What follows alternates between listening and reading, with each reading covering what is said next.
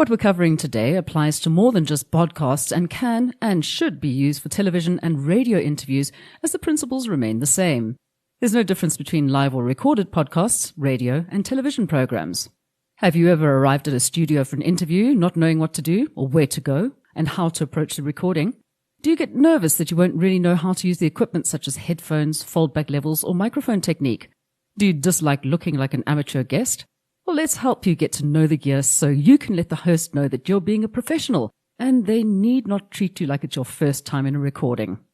Technically, the most important piece of equipment is the microphone, so using this correctly is really important.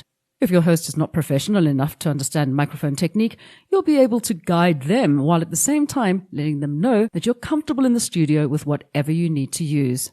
There are many different types of microphones that are used in different studios around the world, and it would help immensely if you could identify and adapt to the type you'll be using. You don't need to know the make or specification, but as you do a voice level test, you'll be able to hear whether you are too close or too far from the microphone.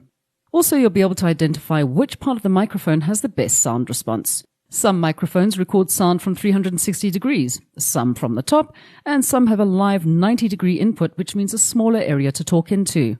You'll be handed a set of headphones as you enter the studio. At Solid Gold Studios, all headsets are cleaned and tested after every use. You'll be shown where to plug them in, how to adjust your volume, and how to make them as comfortable as possible. Too loud and you'll have distortion. Too soft and you won't be able to concentrate on the interview. So find your Goldilocks level, just right for you. This will also help you notice whether your voice is strong and commanding. The first time you hear your voice on the headphones, you may think you sound a little different, but relax. This is exactly how you usually sound to everyone else. Don't change your voice. Just be yourself.